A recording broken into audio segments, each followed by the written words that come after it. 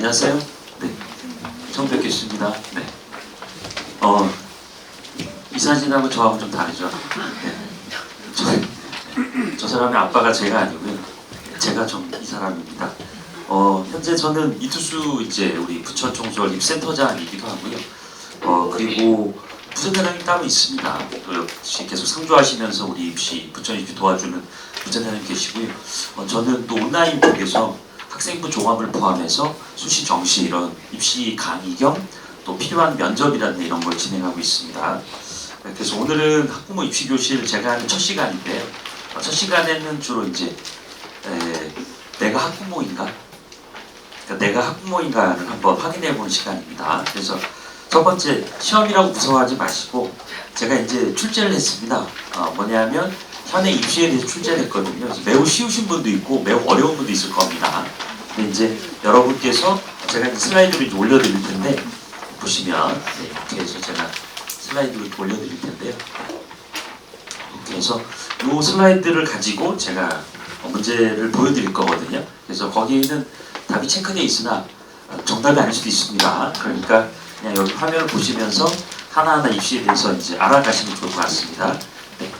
저는 이제 입시는 정보가 중요하다고 생각하는 편인데요.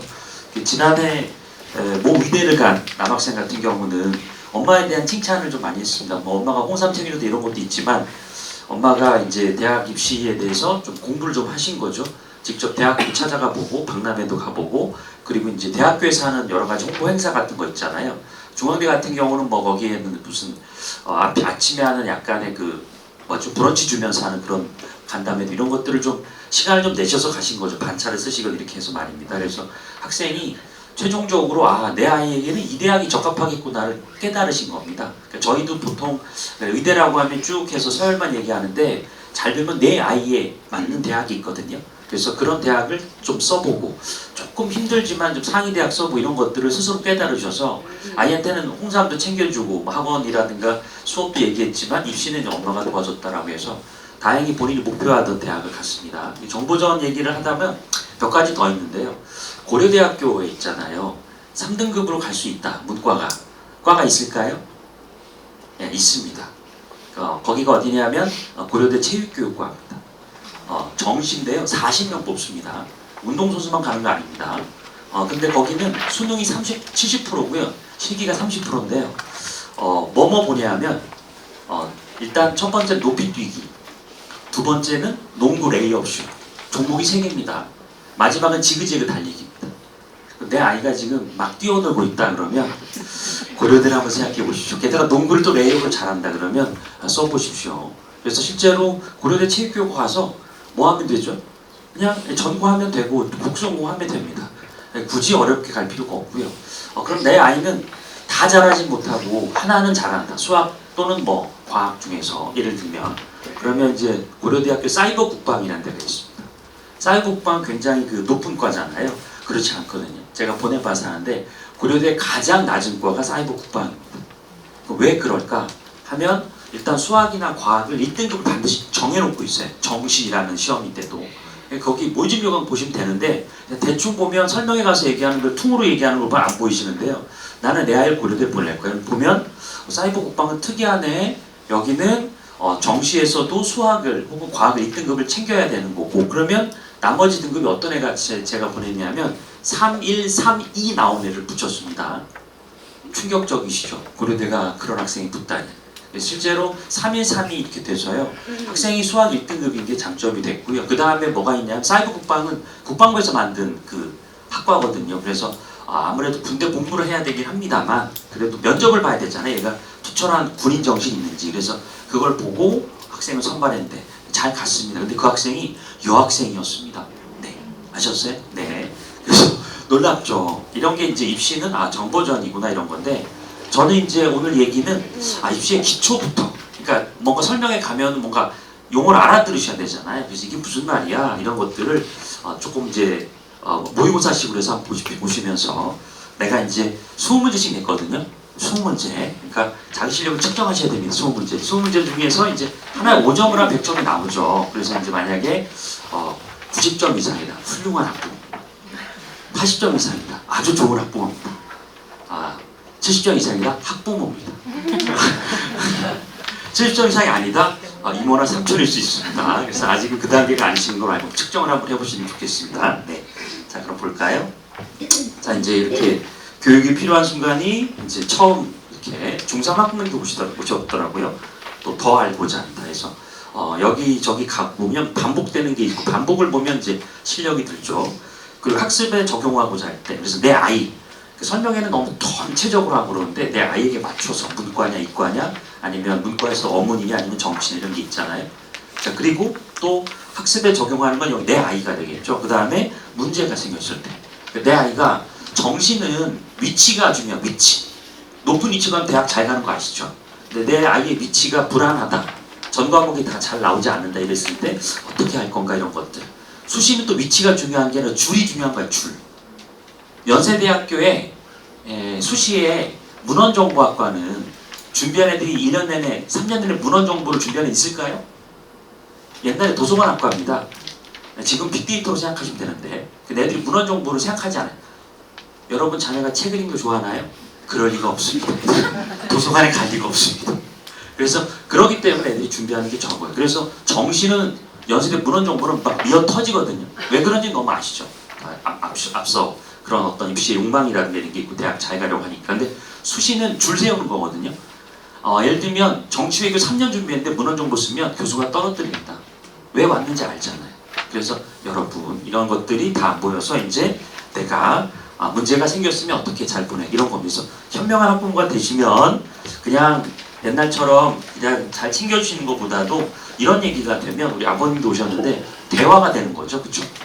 예전에는 엄마가 이렇게 얘기하면 간섭하는 것 같은데 입시는 애들이 모르는 영역이잖아요.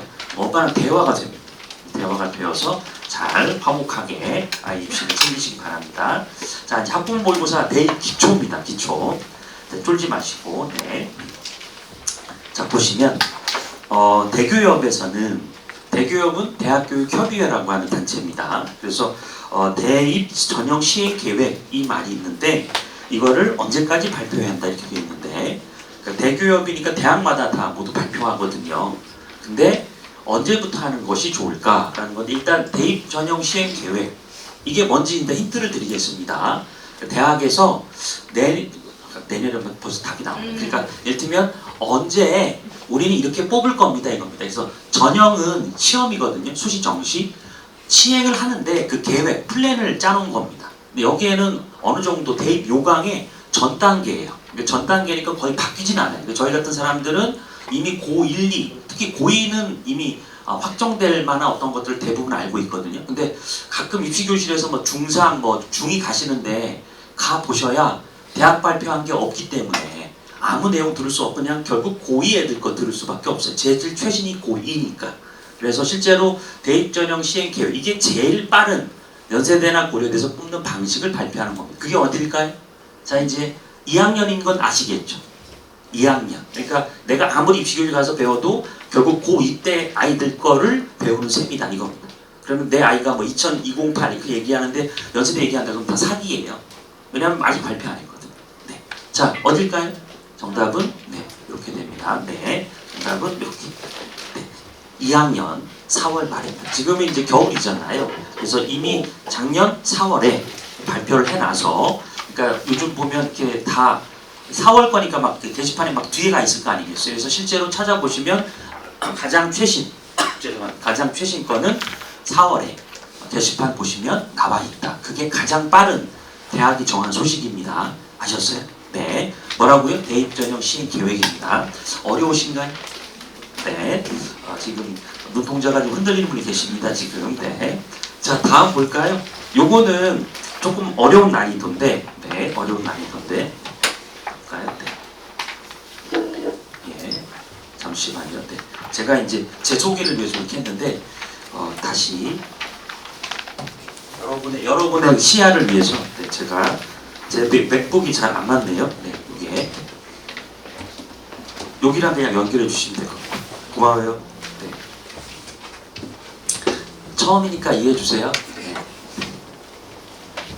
온라인 쪽을 제가 얘기하다 원장님이랑 저랑 얘기를 많이 하다가 1시간 정도 얘기하느라고 네, 제가 미리 와서 얘기하지 못해. 원장님은 또 그러시더라고요. 인사드리고 싶었는데 7시에 상담이 또 있어서 그래서 이제 조금 주셨다고 합니다. 제 노트북이 좀 화면이 조금 잘려서 번호가 안 보이고 그래서 제가 그랬어요. 네. 자, 2번 한번 보실까요? 2번요? 2번은 뭐라고 되어 있냐면 거기 모집 계획에 대한 얘기 있죠. 네. 됐죠? 네, 고맙습니다. 네, 슬라이드 하시면 됩니다. 네. 자, 여기는 했죠? 이렇게 이제 다 보이시죠? 이제 요것 때문에 앞에가 잘려서 제가 그랬습니다. 자, 이 전형이 여기 연도는 상관없습니다. 이거는 수시 모집 선발 비중 높은 순서에서 나타낸 거 요거를 보시면 됩니다. 제가 검토했는데 문제 이상은 없습니다. 교과 전형 용어가 그렇습니다. 우리가 보통 교과 뭐 내신 얘기하는 그거면 논술 위주 전형, 실기는 특기자 전형도 있고요. 그러니까 예술, 예체능 생각하시면 됩니다. 그래서 실제로 지금 1월 달인데 아직 왜 발표를 안 하지 그러실 거 아니겠어요? 지금 예체능에도 실기 보고 있습니다. 그래서 보통 1월 중순에 실기가 다 끝나거든요. 그래서 평가가 1월 말에 발표가 되는 겁니다. 그리고 학생부 종합인데 정원대. 이건 이제 정원이 교육부에서 허가받은 정원 안에 있는 거고요. 정원 외는 위탁하는 겁니다. 그런데 LG전자에서 우리는 고려대학교의 반도체공학에 한 50명을 위탁한다 그러면 걔들은 고려대 반도체 갈 수 있거든요. 가는데 차별받는 게 아니라 학비를 LG에서 내줍니다. 왜냐면 계약했으니까. 요거는 산업체가 맡겼다고 해서 위탁이라고 해서요. 일종의 정원회를 뽑습니다. 많을까요? 많진 않겠죠. 자, 이런 전형이 딱 보시면 있습니다. 그래서 보시면 아까 보셨던 이 부분이 내가 대입 전형 계획 요강을 봤을 때 있는 거구나. 그럼 뭐가 가장 맞을까요? 여기서 함정에 빠지시면 안 됩니다. 우리는 여기는 우리가 맨날 보는 대학들, 홍익대 이렇게만 생각하지 말고 전국이라고 전국입니다. 그러니까 충북대도 들어가고 다 들어가는 겁니다. 어딜까요? 1번? 일단은 가장 많은 게 뭐 같으세요? 내신 보는 걸까요? 종합 보는 걸까요? 기억하는 일이겠죠. 네, 잘 아시네요. 네, 조급이 아닌 분이 계십니다 지금. 네, 정답은 2번 기억입니다. 네, 기억으로 시작하는 거. 그리고 제가 바로 답을 열어드렸는데 리을이 학생부 종합 전국적으로요. 디귿하고 니은이 헷갈리죠. 사실은 이게 일종의 킬러 문제처럼 어려운 건데 논술이 많을 것 같잖아요. 그게 아니라 대한민국에는 약 6% 정도 대학 모집 인원의 전체 6%가 예체능입니다.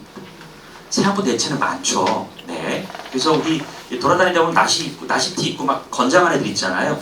체대나 이런 애들 준비하는 거. 미대 간 애들 많습니다. 그래서 66%입니다. 그래서 이렇게 되고요. 논술은 몇 프로일까요? 3%입니다. 3%. 정도분 계시면 훌륭합니다. 네. 그래서 3%다. 3%는 적은 수치인데 이제 수도권의 대부분의 학교 32여 개가 몰려 있죠. 그래서 이렇게 해서 뉴스에서는 그래서 교과가 많은 이유가 전국을 기준으로 하기 때문에 그렇고요.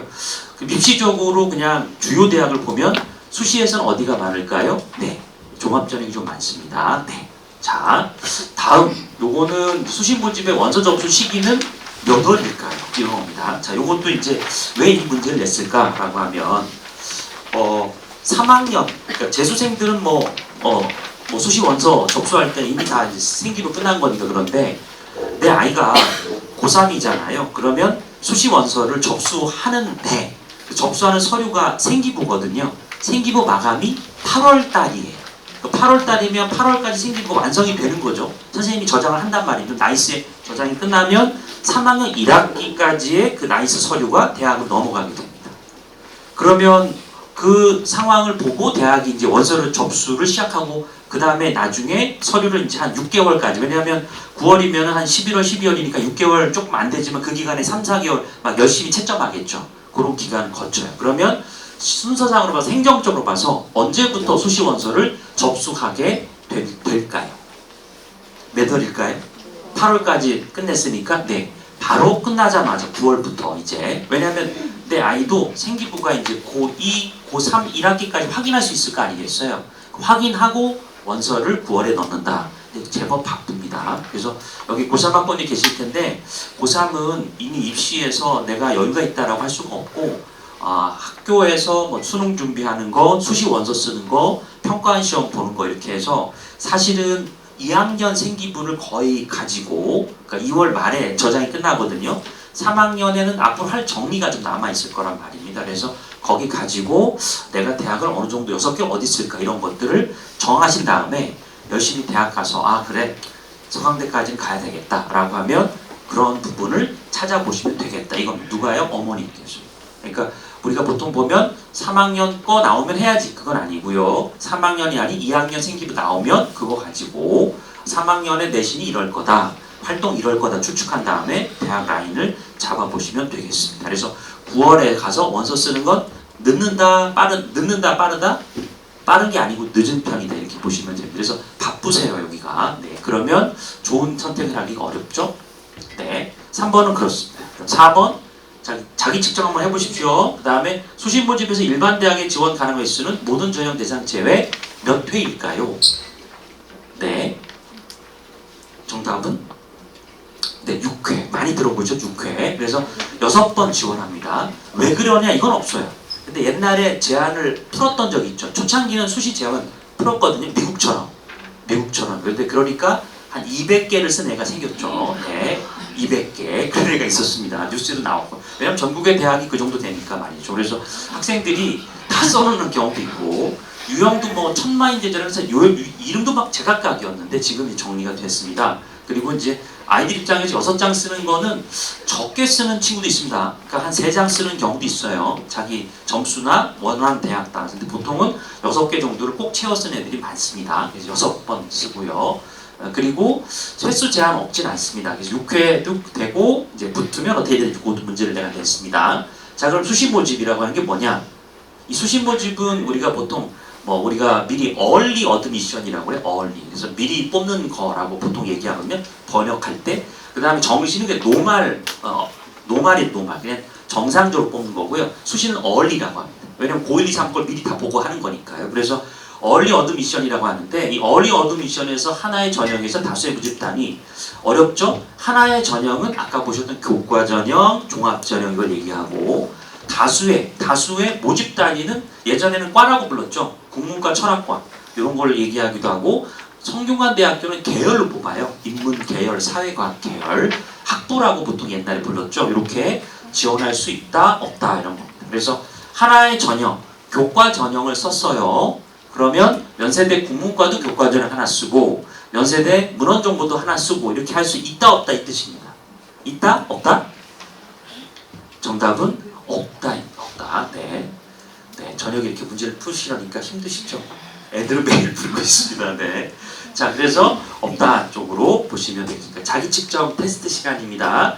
그래서 실제로는 교과 전형이면 그냥 그건 한 장 쓰는 거고요. 그 다음에 종합 전형이나 논술 전형 이렇게 쓰는 자유가 주면 좋잖아요. 근데 대학도 이걸 다 쓰게 하기 그러니까 교과 전형을 한번 쓰고 종합 전형 한번 쓰고 이렇게 해주긴 하거든요. 근데 이제 좀 겹치는 전형은 한 번만 쓰게 한다. 예를 들어서 근데 연세대학교 같은 고려대학교 추천전형 같은 경우는 추천형을 받으면요. 다른 일반 전형이 있거든요. 그걸 못 쓰게 돼 있어요. 중복 지원 안 하게 돼 이런 것이 있고요. 논술은 상관없더라고요. 논술은 왜 또 다른 영역이어서 아예 영역이 다른 거는 여러 번 쓸 수 있게 합니다. 그래서 연세대학교를 쓴다, 고려를 쓴다라고 하면 고려대학교는 만약에 특기자까지 하게 되면 고대 최대 쓴다고 생각하면 그 특기라고 쓴다고 하면 그렇게 되지만 일단은 수시에서 추천전형 좀 어려워하시겠다. 추천전형 그 다음에 추천 하나 썼으면 그 다음에 다른 수시 못 쓰는데 계열 적합이라는 게 하나 있습니다. 이것도 어렵겠다. 그 다음에 마지막으로 논술 전형 이렇게 있습니다. 한 3번 쓸 수가 있습니다. 제가 최대 얘기를 말씀드렸는데 거기는 이제 실기를 보긴 하지만 중복 지원은 아니고 정시로 쓸 수 있는 거니까 수시로서는 3번을 쓸 수 있다 이렇게 됩니다. 고대 3번 도전 가능합니다. 네, 내신 좋으니 또는 내신 안 좋고 서류 좋으니 그럼 그걸 한 번. 그 다음에 계열 적합한 게 있니? 좀 센 거 있거든요. 그리고 논술 요즘에 만들어졌잖아요. 그래서 3번을 고려대에 도전할 수 있습니다. 그러면 6회 중에 몇 번을 쓴 셈이죠? 3회를 쓰니까 뭐가 몇 번 남았죠? 3번 남았어요. 이렇게 됩니다. 네, 그래서 한 대학에 한 번 쓰는 게 아닙니다. 그건 정시고 수시는 여러 번 써도 되네? 이런 겁니다. 네, 다음 6번. 수시 모집이 진행되는 과정의 순서로 올바른 것은 이렇게 되어 있습니다. 자, 이것도 생각할 시간 드리겠습니다. 저는 이제 각각에 대해서 개념 설명해 드립니다. 수능, 대수능이라고 하죠. 그래서 지금 아이들이 11월에 봤던 그 시험이고요. 9월 모의평가라고 해서 9월 이 부분은 대학에서가 아니라 교육부에서 교육과정 평가원이라고 하는 또 단체가 있어서 그 신뢰가 아주 높거든요. 출제진들이 대부분 저 기억, 수능을 출제하는 사람들이 많습니다. 그래서 교수들은 어느 정도냐면 40대, 50대 머리 한참 잘 돌아가는 교수들이고 보통 부교수나 조교수 정도 되죠. 학교를 서울대만 생각하니 그게 아니라 그 사람들이 나중에 지방의 거점 국립대학교의 교수로 많이 가 있거든요. 그래서 부산교대 교수도 출제합니다. 수능 출제. 그들도 다 이런 능력 있는 사람들이에요. 그래서 아주 젊은 친구들이 들어가서 출제하는데 6월에 한 번 있고 9월에 한 번 있습니다. 자, 그리고 11월에는 수능이고요. 2월 인원은 뭐냐면 2월은 넘기는 거잖아요. 넘긴다라는 말인데 그 인원이 몇 명이 빠졌냐, 몇 명을 뽑았냐 안 뽑았냐 이런 게 있을 수 있습니다. 그리고 요게 이제 어떤 의미냐면 2월 인원이라는 게 뭐냐면 자 100명을 뽑아요. 근데 수시에서 60명을 선발하기로 하고 정시에서 40명을 선발하기로 했다고 합시다. 얼리 어드미션으로 60%, 나머지 노말 어드미션으로 40% 했어요. 근데 60%에 해당 60명을 다 뽑으면 좋은데 아이들이 왜 6번 지원하잖아요. 그래서 학생들이 뽑아놨더니 저는 거기 안 갈 건데 이런 애들이 있습니다. 전 다른 대학 가겠다. 그러면 한 명이 비잖아요. 그러면 예비번호 1번, 61번에 해당하는 등수가 붙게 됩니다. 근데 대학에서도 수시 합격자 발표하고 한 일주일 정도 시간을 두고 계속 합격자에게 전화를 돌릴 거 아니겠어요? 너 붙었어? 이렇게 할 거 아니겠어요? 추가 합격했으니까 너 등록할래 안 할래 이렇게 할 수 있는데 그 일주일 기간에 다 못 채우는 경우가 있어요. 그거를 어떻게 할까? 대학은 그럼 내버려 둘 수가 없잖아요. 그러면 5명을 못 뽑았네. 그런 학교가 있다고? 많습니다. 성균관 대학교 이런 학교들은 성균관 대학교를 수시만 쓰겠어요? 걔들은 서울대도 써놓고 여대도 써놨겠죠. 한 군데만 붙진 않았겠죠. 그럼 걔들이 계속 빠져나가게 돼서 그럼에도 결과적으로 일주일 안에 못 채우면 비어있으니까 마감이 되는 겁니다. 그러고 나서 그 인원을 60명인데 50명밖에 못 뽑아 10명이잖아요. 그거를 넘깁니다. 그걸 2월 인원이라고 해서 그럼 정시 사실 노말 어드미션 그러니까 수능 성적으로 뽑는 그 정시 인원이 갑자기 40에서 50명으로 늘어나는 그런 것들을 2월 인원 발표라고 합니다. 네. 오늘 지나치게 진지하십니다. 네. 쉬운데 근데 쉽지 않다고 생각. 오늘 테스트라고 했습니다. 네. 수시 원서 접수는 뭐냐면 아까 이제 배우셨죠? 9월달에 수시 원서 접수합니다. 그래서 그것 또한 일주일 정도 걸려요. 대학마다 한 3, 4일 주거든요. 그 주기간 일주일 정도 있습니다. 그리고 미등록 충원이라는 건 뭐냐면 등록을 안 했어요. 그러면 미등록했다 하면 그럼 이 학생에게 다시 한 번 더 다른 사람들 추가 합격이라고 해서 너 추가로 붙었어라고 해서 충원 인원을 갖다가 이렇게 더 하는 게 있지 않겠어요? 요걸 말하는 겁니다. 그래서 등록이라는 거 그래서 가끔 그러세요. 성균관대 붙었어. 그래서 일단은 붙으면 어떻게 해야 되죠? 등록금을 넣어야죠. 예치금 넣어야 됩니다. 나중에 반환해 줍니다. 환불 몇 프로 깎고 이런 거 없어요. 100% 환불해 줍니다.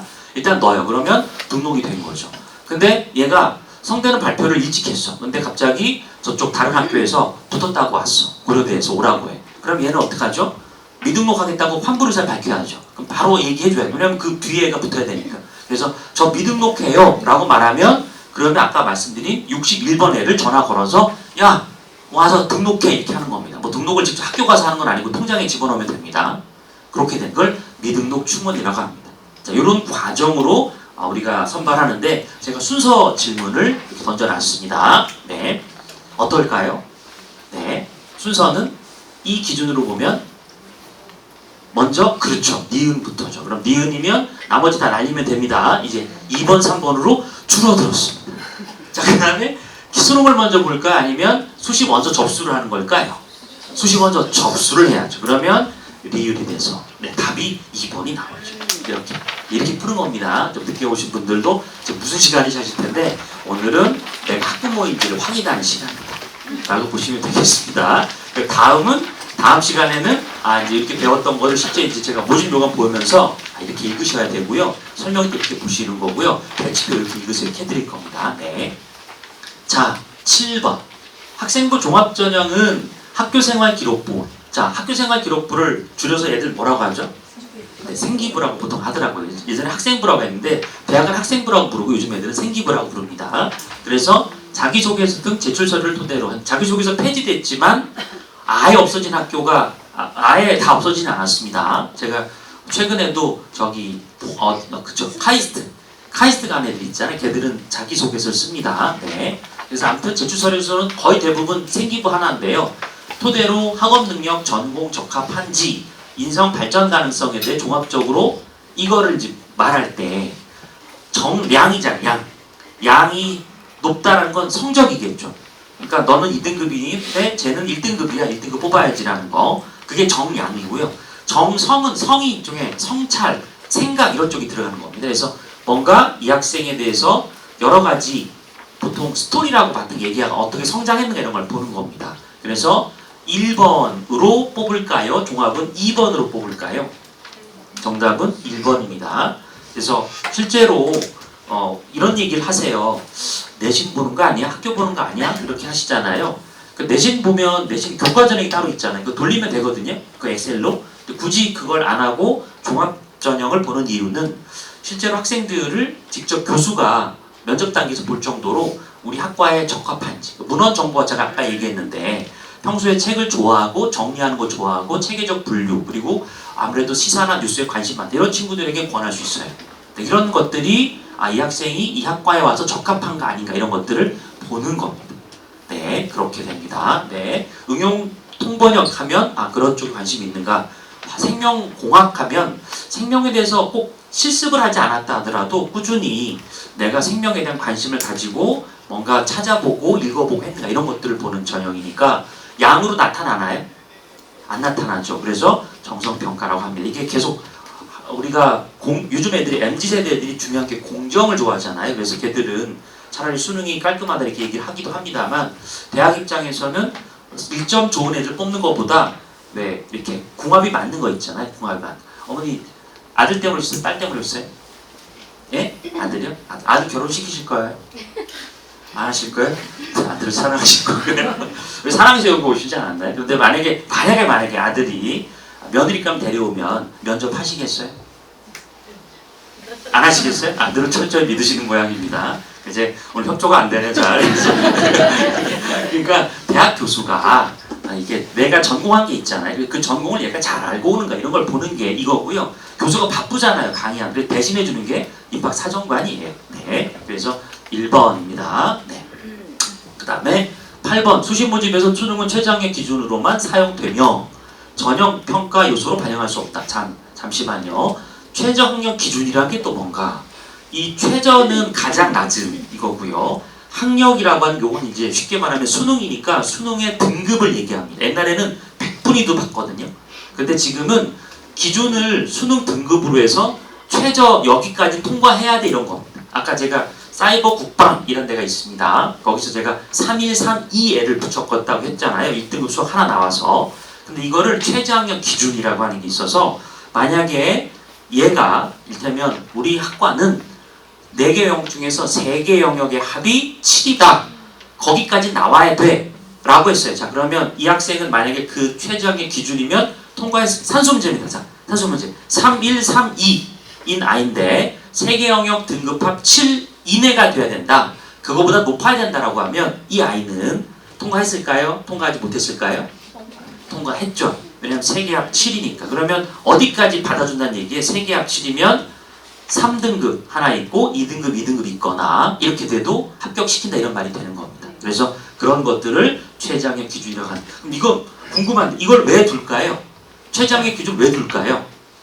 수능을 그래도 반영하고자 하는 대학의 마음입니다. 그래서 여러분 아이들이 대학 갈 때 생기부로만 가는 게 아니라요. 수능 최저 기준을 연세대학교도 최근에 이제 올해부터 또 걸어놨고요. 고려대학교는 예전에 걸어놨고요. 대부분의 학교가 그래 부천에 있는 고등학교에 얘는 공부 잘한다 라고 해서 그것만 보는 게 아니라 그거는 그 학교 안의 성적이니까 수능에 이 정도는 갖춰야 되라고 해서 원점수나 이런 톤점수가 아니라 등급이라고 하는 게 있어요. 그거를 갖추면 된다. 그러면 평균 어느 정도 되면 될까요? 하는데 서울대 기준으로 보면 서울대는 한 평균 2등급 정도 이렇게 받으면 됩니다. 아까 3합7이라고 했잖아요. 한 3합7 정도 받으면 합격할 수 있습니다. 네. 자, 다음 그게 통과 기준이 됩니다. 그래서 그렇다. 이쪽입니다. 네. 자, 너무 느린가요? 빨리빨리 진행할까요? 괜찮으세요? 네, 오늘 처음이고 어색한 분 있으니까 서로 적응해가는 거로 하죠. 그렇죠? 네. 양해를 구합니다. 9번 수시 모집 지원해서 제한과 상관없이 추가로 지원할 수 있는 대학을 모두 고르시오라고 했습니다. 자, 요걸 문제를 만든 의도는 일단 대학을 이런 대학이 있는 걸 알고 계신지 이거 하고요. 두 번째는 횟수가 아까 제가 6회라고 말씀드렸는데 6회는 교육부에서 세운 대학은 6회에 해당하는데 정보통신부라든가 국방부 쪽에 세운 학교들은 교육부 소속이 아니어서요. 그쪽에서 세운 대학이잖아요. 교육기관이어서 그 적용이 되지 않습니다. 그래서 여러 개 쓸 수 있어요. 그러니까 자 그러면 그런 대학으로 어디가 있을까 이런 건데 한국교통대학교 이런 대학 있는 거 들어보셨어요? 네, 옛날에 철도대학입니다. 지금은 경기도 시흥하고 충주에 있습니다. 네, 거기 나와서 아시죠? KTX 이렇게 운행하는 여학생이 거기 갔는데 잘하더라고요. 네, 요즘에 KTX 운행하는 친구 중에 여학생 여대생도 있습니다. 예전에는 남자들이 영역이 있었는데 그러지 않더라고요. 교통대 저는 가라고 합니다. 그 다음에 서울과기대 이런 데 들어보셨어요? 줄여봤는데 서울과학기술대인데 옛날에는 서울산업대학교라고 불렀습니다. 그 대학이 아이들이 지금 요즘 많이 선호합니다. 거기가 국립이잖아요. 그리고 실험 부분이 좋아서 공대 쪽으로 많이 갑니다. 육군사관학교 여기는 어디서 세웠을까요? 네, 국방부에 세웠습니다. 한국방송통신대학교 여기는 방통대라고 아시죠? 여기는 정보통신부에 세운 학교입니다. 그래서 여기는 교육부 학교가 아니에요. 그래서 이 두 학교가 그렇고 한국기술교육대학교는 이거는 천안에 있는 학교인데 이것도 학생들이 지원을 좀 하는 학교가 되겠습니다. 그래서 이런 학교들이 있더라. 그런 중에서 국방부와 통신부 이런 데가 있으면 여기 지원할 수 있네요. 그러니까 내 아이가 제가 며칠 전에 기숙학원 가서 상담을 하고 왔거든요. 보통 하루에 제가 한 10명 정도 생기부 보면 상담해주고 입시 상담도 해주는데 제가 여기만 있는 건 아니지만 제가 부천센터장이지만 부천센터장이 상주하고 저는 계속 이렇게 순회하듯이 이렇게 다니거든요. 근데 그 한 학생인데 남학생이에요. 그래서 자기는 경찰하고 그다음에 사관학교 그게 꿈이다라고 해서 걔는 3학년 올라가거든요. 얘기를 해줬어요. 생기부상에 내신이 한 올려야 된다고 했는데 현재 우리나라 제도에서 경찰대는 1차 시험이 매우 중요하다. 1차 시험이요. 그 시험이 매우 어렵거든요. 그게 들어가고요. 내신은 약하게 들어갑니다. 재수생 애들도 원서 쓸 거 아니겠어요. 내신이 5등급 애들도 갑니다. 그러니까 생기부는 많이 보지 않습니다. 그 다음에 뭐 들어가냐면 수능 성적 들어갑니다. 그래서 경찰대에 가려면 너가 일단은 1차 시험, 그게 수능보다 좀 어렵거든요. 옛날 학력고사 시험처럼 나옵니다. 그리고 나서 체력 검정이 있거든요. 아까 제가 뭐 달리기 이런 거 있다고 했잖아요. 근데 이 경찰들도 이 체력 검정 시험이 있는데 특히 사관학교가 좀 더 시험이 세거든요. 달리기 이런 거 할 때. 그 중에서 한 5%가 떨어지면 달리기. 사관학교 가서 1단계 붙었잖아요. 근데 체력 검정 가서요. 이것도 시험이거든요. 떨어지면 바로 집사서 가야 됩니다. 바로 보내요. 퇴소시켜요. 근데 이제 경찰이 그렇고 그 다음에 사관학교는 어떻게 뽑는가? 육군사관학교는 요즘에 어떤 성적이면 갈 수 있을까요? 이거 얘기할까 막 갑자기 충격에 빠지더라고요. 육군사관학교가 그래요 라고 해서 저는 육사를 비할 생각이 전혀 없습니다. 현실을 알려드리는 것일 뿐이에요. 작년에 국민대학교 갈 성적으로 육군사관학 합격했습니다. 네, 그러니까 우리가 정시로 국민대학교 가는 게 쉬운 일은 아닙니다. 내 아이가 100분이 한 88, 87이 나온다. 그러면 국민대도 쓸 수 있지만 내가 굉장히 건장하다. 그리고 군인 정신, 군인 해보는 거 좋아한다. 이러면 육군사관학교를 써보시면 좋겠습니다. 시력이 괜찮으면 공군사관학교도 괜찮습니다. 그래서 여러분께서 하는 진로에 있어서 사관학교는 그럼 어떻게 뽑는가 조금 말씀드리면 일단 시험이 역시 경찰대랑 같은 날짜나 그 앞뒤로 있습니다. 그리고 이게 같이 날짜를 잡은 이유는 둘 다 못 쓰게 하려고. 둘 다 쓰고 나서 어디 하나 선택하려 못 쓰게 하려고. 이렇게 했었죠. 그래서 일단 사관학교 시험은 그래서 수능 전에 보통 이제 8월, 7월 이때 있거든요. 그때 시험 보고요. 그러고 나서 9월 달에 체력 검정하러 가서 거기 통과 못하면 떨어지고 그거 통과하면 수능 성적 있거든요. 수능 성적으로 가는 애들이 있고 그냥 딱 보고 면접도 있어요. 왜냐하면 군인이니까 군인 돼야 돼. 그래서 면접 통과하면 최초 합격을 해버립니다. 이렇게는 수능 안 봐도 돼요. 그리고 거기서 떨어진다 하더라도 서운해하지 말고 수능을 또 보잖아요. 그 성적이 좋으면 또 합격시켜버려요. 근데 그 성적이 어떻다? 아이들의 수준이나 이런 건 육사를 낮춰보는 게 아니라고 했습니다. 그러니까 정시로는 국민대 갈 성적 아이들이 붙어서 작년에는 건국대였거든요. 그 전년도는 중앙대였거든요. 그 전년도 아시는 바대로 한양대 이 정도였는데 예전에는 서울대까지였잖아요. 그죠? 지금은 이렇게 좀 낮아졌습니다. 모르셨죠? 입시는 그래서 정보죠. 이런 겁니다. 네. 자, 재밌으세요?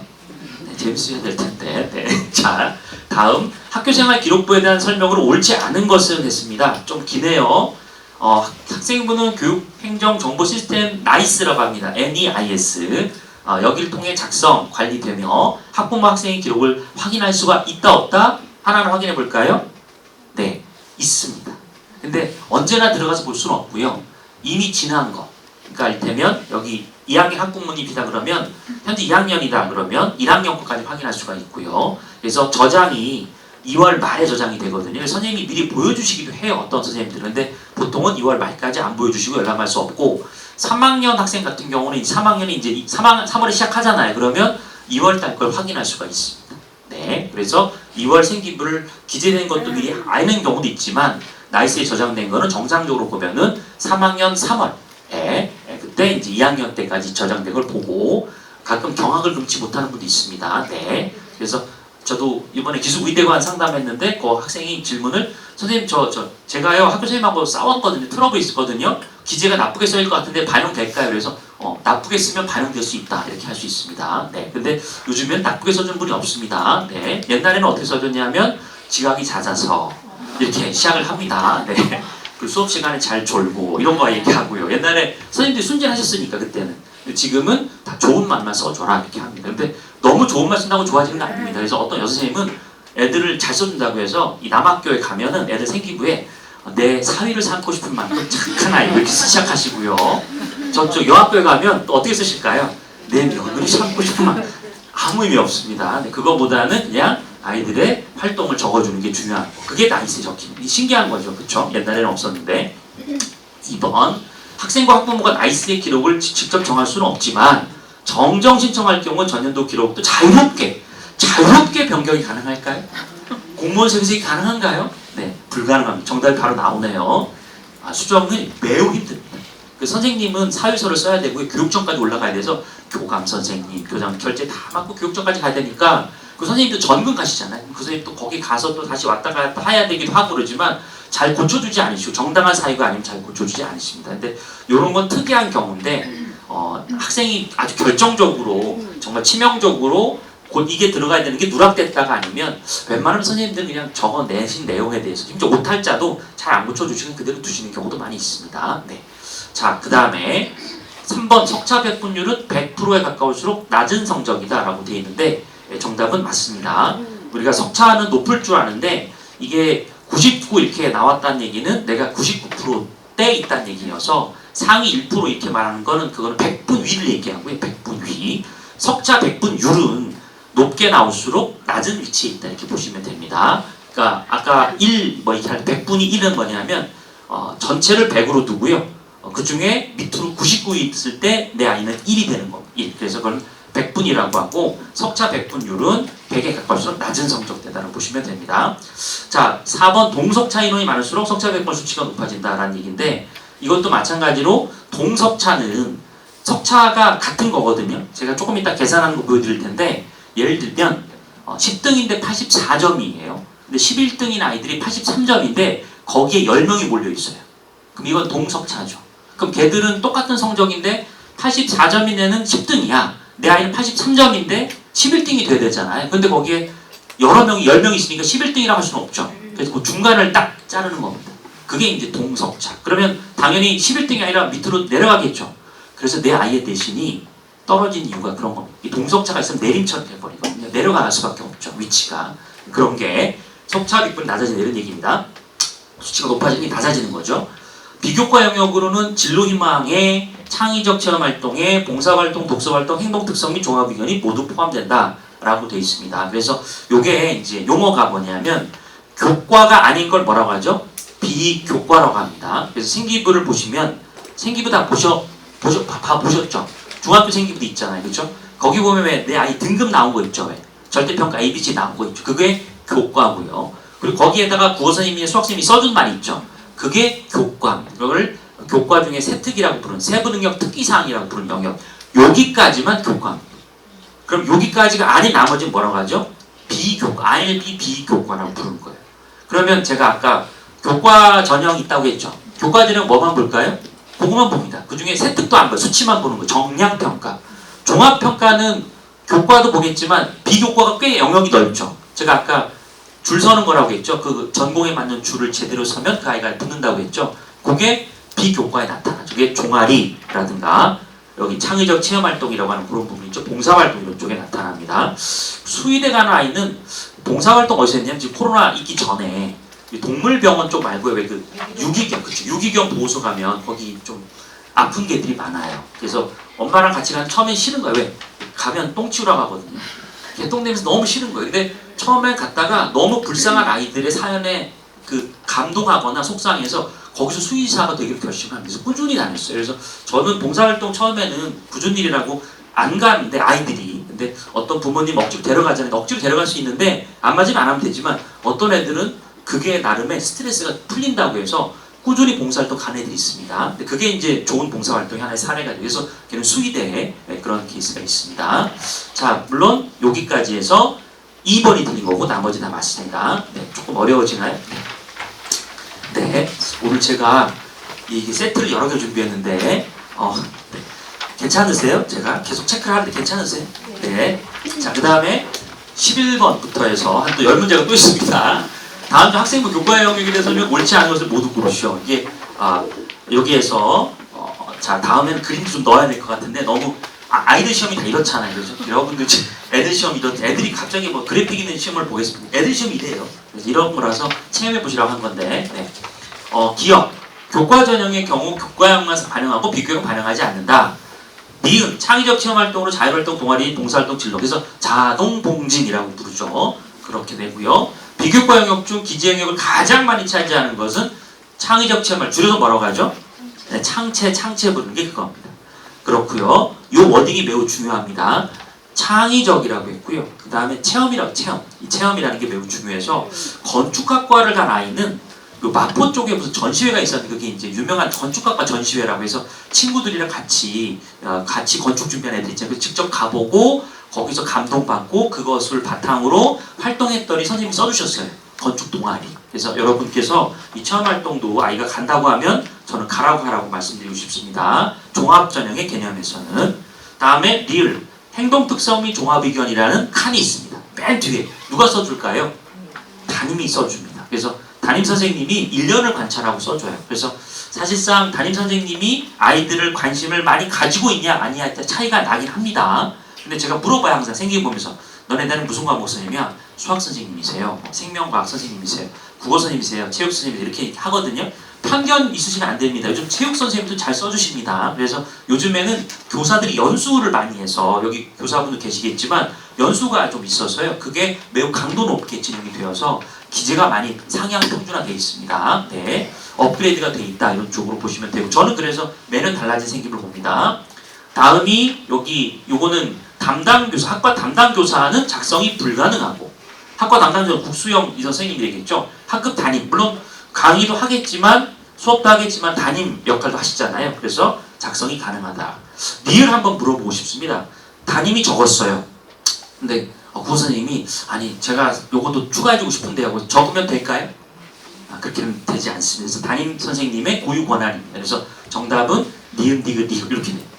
이렇게 해서 1, 2, 3에서 니은, 디귿, 리을이 정답이고 여기 교과 전형에서 교과는 교과만 보는데 라고 하는데 여기 이제 예외가 있어서 일부 학교는 예를 들면 고려대학교 추천 전형이라고 전형이 있는데 교과 전형으로 분류도 되거든요. 근데 교과로 70%를 보고요. 서류, 생기부를 30%를 또 봅니다. 아까 그 최대랑 비슷하네요. 네, 그렇게 해서 30%는 뭘 보냐면 내 아이 생기부를 봐서 많이 물어보세요. 내 아이가 이쪽 방향으로 써있지 않은데 보건정책에 대한 게 많이 없는데 의대 준비하다가요. 거기 쓰면 될까요? 라고 하는데 저는 된다고 얘기합니다. 왜냐하면 서류만 30% 보는 거고 나머지 70% 교과잖아요. 그리고 거기에 수능 최저라는 게 있어요. 그래서 그런 것 때문에 서류가 아예 엉뚱한 게 아니라면 크게 작용하지 않더라. 이게 제 지원 결과가 되겠습니다. 그래서 대학도 교과의 특징은 뭐죠? 공부 잘하는 애 뽑고 싶은 거죠? 교과 전형의 특징은 교과를 많이 보겠다는 거잖아요. 서류는 참고만 하고 그래서 교과를 중심으로 뽑는데 일부는 이렇게 반영하지 않는 학교도 있다. 또 반영한 학교도 있다. 이렇게 됩니다. 그래서 기억은 옳지 않다고 답하는 게 아시는 분일 겁니다. 자, 12번에서 자, 대학 수학능력 시험이 성적표에 표기되지 않는 사항은 뭘까요? 라고 했는데 자, 요것도 수능 시험을 보잖아요. 그래서 여러분이 이제 모의고사 보게 되면 모의고사 봤을 때 지금 학교에서 나오는 성적표, 수능 성적표 말고 원래 여러분 아이의 성적표에는 원점수가 나와요. 근데 앞으로 이제 여러분이 보실 수능 성적표에는 원점수는 빼고 뭐만 나오냐면 표준 점수, 줄여서 뭐라고 하냐면 표점이라고 하고요. 그 다음에 100분이 100이라고 해서 그 과목을 100이라고 했을 때 내 아이의 위치가 중요하다고 했죠. 위치. 그래서 1이다, 2다라고 하면 내 밑으로 98%가 있는 겁니다.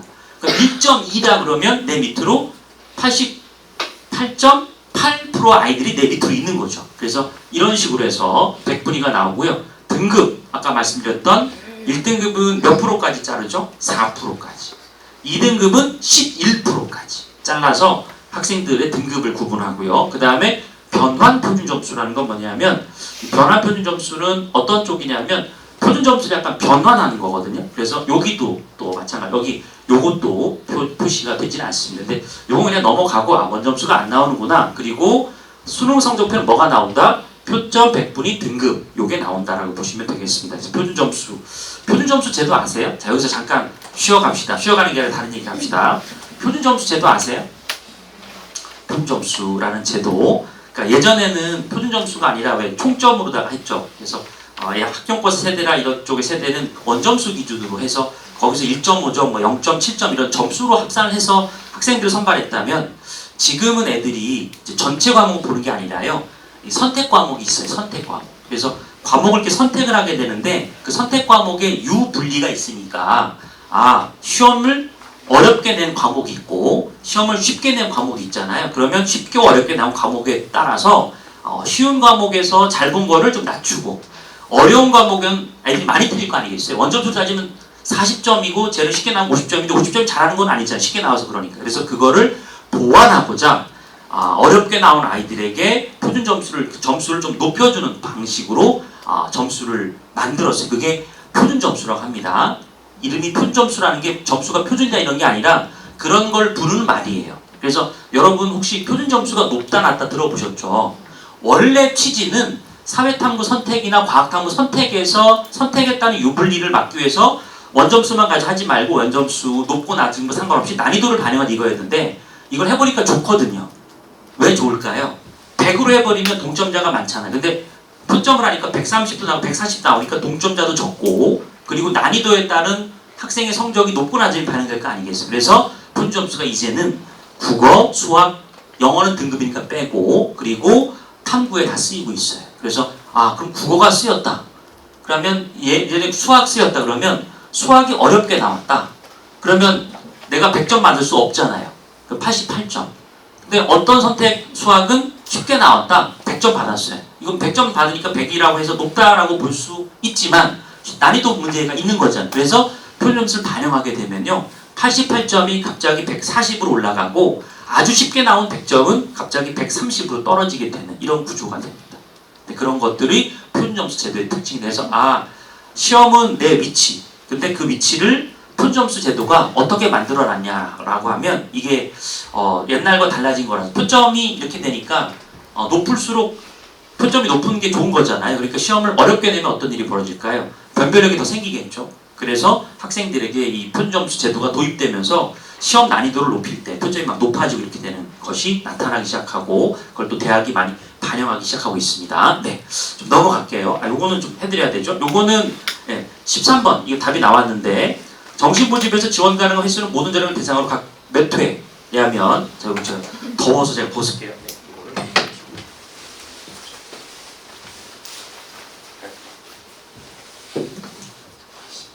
네, 자 보시면 정신적 모집이라고 하는 모집은 아까 소식 모집은 얼리 어드 미션이라고 했고 여기는 노멀 어드 미션이라고 하는데 이게 모두 쓸 수는 없으니까 한 번 대학별로 군이 그룹이거든요. 그룹을 해서요. 가, 나, 다 이렇게 3개의 그룹으로 나눴어요. 그리고 그 군에 한 번만 지원할 수 있게 돼 있거든요. 그리고 그 지원을 가지고 학생들이 내게 3번 썼는데 3번 다 붙었다. 그러면 이제 그 중에 하나 선택하는 거고요. 떨어졌다. 그러면 이제 재수로 넘어가거나 추가 모집이라는 게 있는데 그건 나중에 설명드리고 그냥 이런 식으로 설명을 하더라라고 보시면 되겠습니다. 그래서 정신모집 지원 가능 횟수는 모든 재능을 대상으로 분별로 각 몇 표 할까요? 한 번입니다. 한 번밖에 못 써요. 여러 번 못 씁니다. 그래서 가군에는 연세대학교와 고려대학교가 있어요. 예를 들어 말씀드린 겁니다. 이러면 한 번밖에 못 쓰니까요. 연고대 중에 하나를 결정해야 되고요. 나군에는 서울대, 서강대, 한양대 이런 학교들이 있습니다. 만약에 서강대 쓴다 그러면 한양대를 못 쓰게 되고 이렇게 돼 있어요. 그래서 여러분이 아시는 정시 모집은 수능 성적으로 가는 건 맞는데 지원할 대학은 딱 3개밖에 못 고른다. 이렇게 보시면 됩니다.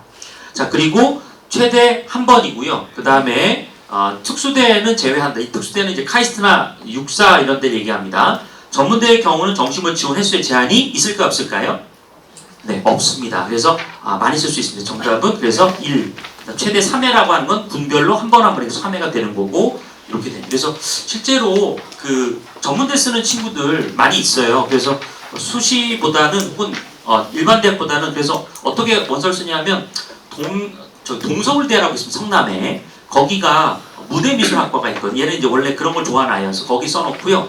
그리고 이제 들어가는 건 겁니다. 수능 본 성적하고요. 그 다음에 내신 성적 내려가면 내고 이렇게 되는데 전문대니까 아무래도 높지는 않습니다. 5등급, 6등급 다 합격합니다. 그리고 원서를 마음대로 쓸 수 있으니까 또 어디 쓰냐면 서일대학교라고 서일대. 중랑구에 있거든요. 거기 이제 거기가 무슨 과냐면 가구 디자인 학과가 있습니다. 그래서 이렇게 2개 써놨고 붙었어요. 둘 중에 하나 이제 가는 거죠. 집에 가까운 데를 가든 내가 좋은 데를. 저는 그랬어요. 가구 디자인이 어떠니? 라고 얘기했습니다. 무대 미술은 너무 2년 배우기 너무 짧고 가구 디자인 나중에 그거 배우러 독일 가서도 연습할 수 있고 나름의 마스터적인 게 있으니까 좋지 않을까 얘기를 해줬습니다. 이런 경우도 있습니다. 그래서 전문대는 제한이 없습니다. 네. 선생님, 네. 질문 하나 예. 해주세요. 그렇죠. 이 좋네요. 그래서 이 정확한 적적한 조용한 분위기에 질문해 주시는 거 얼마나 다행인지 모르겠습니다. 오늘 질문 네. 안 하려고 아니. 다짐하고 왔는데 네네. 다들 아시겠지만 저는 몰라가지고 네네. 가군, 나군, 다군 구분이 뭐예요? 가군, 나군, 다군요. 그게 정확하게 말하면 선발의 시기입니다. 선발의 시기. 근데 사실은 무용지물이에요. 아니 선발의 시기라고 하면 가군에는 가군의 선발 시기가 있고 나군은 나군 선발 시기 있어야 되잖아요. 사실은 원래 시작은 옛날 학력고사 세대에서 가군은 요때 그때는 수시가 없었잖아요. 그러니까 3번 기회를 주는데 다 몰리지 않도록 분산시켜 놓은 거거든요. 이게 잔재가 나는 겁니다. 지금은 가나군 할 때 다 같은 날짜죠. 옛날에는 그게 아니었고 다 쪼개야 되는 거니까 어쩔 수 없어요. 대학에서 직접 가서 원서 내야 되니까 애들을 동시에만 움직일 수가 없잖아요. 그게 남아있는 겁니다. 그래서 그러면 가군하고 나군의 의미는 거기고요. 대학이 그러고 이제 흩어나 있잖아요. 그건 선택권을 주려고 하는 거죠. 그러니까 가군에 있다가 나군에 이렇게 해서 우리는 여기서 뽑겠다 그러면 그 군으로 그냥 가는 이유는 그냥 그럼 거기가 좋아서. 그러면 수준별이 아니고 그냥 흩어뜨리는 흩어뜨린 거예요. 그래서 특히나 이제 서울대하고 연대, 고대가 서로 이게 학생들을 많이 뽑으려고 하잖아요. 잘 뽑으려고 하다 보니까 원래 옛날에 한 5년 전에 서울대학교가 가군에 있었거든요. 나군에는 어느 학교가 있었겠어요? 연세대가 고려대가 있었거든요. 근데 어느 날 갑자기 서울대가 이유 없어요. 나군으로 옮겼습니다. 그냥 옮겼어요. 그래서 어떤 일이 벌어졌을까요? 연고대가 가군, 지금 그래서 연고대가 가군에 가 있는 겁니다. 그래서 원래는 시기별로 있었다. 그건 옛날에 온라인 없던 시기에 원서 접수 때문에. 지금은 온라인이 너무 잘 되어 있으니까 가나군의 의미는 시기별이지만 사실은 그냥 3장 쓰는 것 이렇게 보시면 되겠습니다. 답이 되셨나요? 아주 훌륭합니다. 박수 칠까요? 박수. 자, 좋습니다. 박수. 제가 그랬거든요. 박수 좀 많이 치면은 스트레스 좀 없고 그렇다고 했는데 한번 쳐봤습니다. 그냥 제가. 네. 자, 그 다음에 이 순서 문제가 좀 어려우시죠? 그래도 잘 따라오고 계십니다. 지금 한 번도 이탈이 없습니다. 네. 자, 다음 자료를 다음 시간 이탈은 걱정이 됩니다만 그래도 시험은 여기까지니까요. 다음에는 이제 설명을 많이 드릴 겁니다. 14번 다음 자료를 발표된 순서대로 나타낸 것은 뭘까요? 라고 했습니다. 수능 성적표 이제는 아시겠죠? 성적표는 시험 봐야지 나오는 거고요. 이 변화 표준 점수표라고 하는 부분은 대학에서 표준 점수를 약간 변환시켜서 나오는 점수 이렇게까지만 아시면 됩니다. 그러니까 수능 성적 나오고 표준 점수 나오면 대학이 변환시키는 것. 그 다음에 최종 경쟁률은 마지막으로 아이들이 원서 쓴 거 딱 마감할 때, 그 마감 시간대에 딱 경쟁률을 보고 이제 얘기하죠. 그리고 가채점 기준표는 뭐냐면 학생들이 수능을 보고 오잖아요. 그럼 옛날도 그렇지만 지금도 아이들이 자기가 시험 보고 체크해 오거든요. 채점을 아직 못하니까 몇 점 체크했는지 할 거 아니겠죠. 그러고 나서 나 1번에 뭐 썼고 2번에 뭐 썼고 했던 걸 가지고 성적이 발표되면 이제 수능 끝나고 나서 이렇게 채점을 하는 걸 가채점이라고 해요. 가채점. 그래서 가채점 배치 기준표는 뭐냐면 예전에 학교 가면 왜 선생님이 자들고 왜 이렇게 장판처럼 생긴 거 이렇게 하고 줄 긋고 이렇게 했었잖아요. 그걸 얘기하면 그걸 배치표라고 합니다. 근데 그때는 그게 제법 정확했던 거 아세요? 의외로 그게 정확했던 거 아세요? 왜냐하면 그렇게 다 그것만 사용하잖아요. 그것만 사용하는 그 점수로 아이들이 원서를 쓰기 때문에, 그리고 총점을 대부분 반영했거든요. 그래서 거의 그대로 갔습니다. 그리고 잘 보시면 배치표 만든 데가 어디였죠? 종로학원, 대성하고 기억나시죠? 옛날에는 모의고사가 거기밖에 없었죠. 그러니까 걔들이 만들고 그 순서대로 쭉 만들었기 때문에 성적이 똑같이 나오는 겁니다. 지금은 배치표는 어디서 만들죠? 대성이나 종로나 내가 이수 만들고, 성적은 어디서 알고 있죠? 평가원이 알고 있죠. 모의고사 저쪽에서 보니. 그래서 사실상 배치표의 정확도가 떨어지지 않을 수도 그러니까 부정확할 수도 있는 겁니다.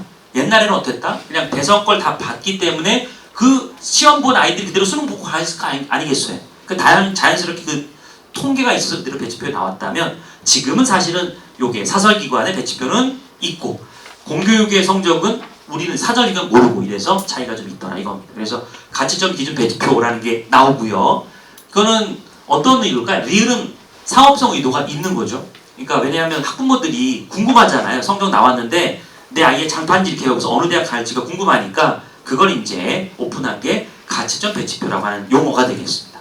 그 다음에 미음은 익숙하시죠? 수시 2월 인원. 그러면 수시 모집에서 못 뽑아서 아까 60명 뽑으려고 했는데 안 돼서 10명 2월 하는 거, 이걸 얘기하죠. 2월 정원 이렇게 해서 수시에 2월이 넘어가면 어디로 갈까요? 정시로 갑니다. 정시로 가서 정답은 4번. 그러니까 리을 가치점 기준표가 나오고 나서 수능 끝나고 그 다음에 기억 수능 성적표가 발표가 됩니다. 언제 걸리려면 한 3주 걸립니다. 왜냐하면 이제 학생들이 항의하잖아요. 이 문제 이상하다. 그러면 그거를 교수들이 다시 검토합니다. 문제 이상한 거. 그리고 또 하나가 뭐냐면 이제 아이들 이런저런 해서 뭐 성적표 이상 있는지 스캔한 거 이상 있는지 확인하고 그래서 한 3주 정도 걸립니다. 네.